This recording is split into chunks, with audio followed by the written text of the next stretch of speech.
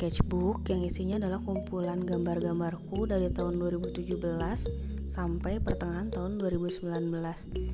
Yang covernya ini gambarku sendiri pakai watercolor, terus aku scan. Nah, ini tebal banget. Jadi ini tuh sebenarnya kertas-kertas yang berserakan, terus aku jilid jadi buku. Jadi biar rapi aja gitu, nggak kemana-mana.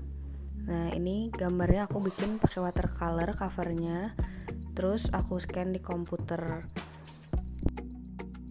Di tulang buku aku kasih quotes favorit aku dari F. Scott Fitzgerald, yang artinya nggak ada kata telat buat jadi apapun yang kamu pengen.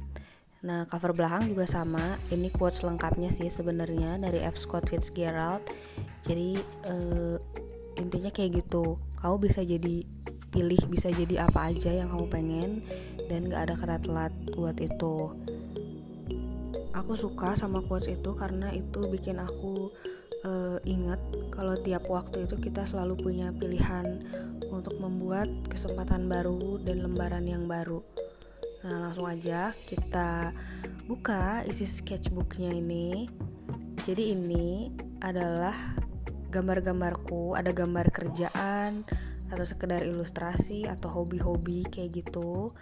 Ini aku gambarnya adalah di kertas watercolor yang tebel. Aku pakai Arte Media yang A5 kertasnya. Jadi itu kan kertasnya seperlembar gitu. Nah, biar gak nyecer, jadi aku kumpulin.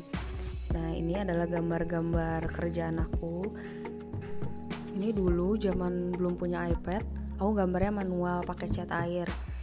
Awal mula gambar pakai cat air itu sebenarnya gara-gara ada temen kosanku dulu waktu di Jakarta itu, dia hobi banget koleksi alat-alat lukis. Dia punya brand cat air dari yang paling mahal sampai mahal banget itu dia punya. Pokoknya udah kayak toko deh koleksi dia tuh. Nah, karena kita sekosan, aku kan suka main nih sama dia, suka dipinjemin, kayak diracunin gitu. Nih mau coba nggak lukis-lukis, pakai aja nih alat gambarku. Dan sebenarnya basicnya kan aku emang suka gambar dulu waktu kecil. Nah, pas nyobain alat lukis itu kok asik banget. Jadi akhirnya aku ikut juga deh keracunan ngegambar lagi. Nah, ini adalah hasil gambar-gambarku. Biasanya habis aku gambar di kertas gini, aku scan di printer terus diedit di komputer. Nah, ini adalah gambar masa kecilku, ceritanya nostalgia. Ini ada aku kalau tidur sama adekku diklonin mama. Terus ini kalau hari Minggu biasanya aku sama adek itu rebutan TV, karena Minggu itu jamnya nonton film kartun dulu. Nah, kalau yang ini adalah ayah. Jadi ayahku itu dulu kayak gini penampilannya, rambutnya gondrong, kumisan, galak pokoknya, tapi asik. Nah, kalau ayah pulang kita itu seneng karena kita suka diajak jalan-jalan ke gunung naik motor Vespa, dan aku pakai kacamata Batman sama adikku waktu dulu tuh. Kayak ginilah kira-kira pemandangannya. Nah, terus di gunung itu biasanya ayah cari kebun teh yang ada batu gedenya. Kita bawa kompor kecil dari rumah, terus nanti masak Indomie di atas batu itu. Pokoknya itu asik banget. Aku gak akan lupa sampai kapan juga momen-momen itu. Itu bukan liburan yang mahal atau kayak gimana, tapi itu berharga. Sebenarnya kalau ngomongin soal menggambar itu, dari kecil aku emang suka gambar.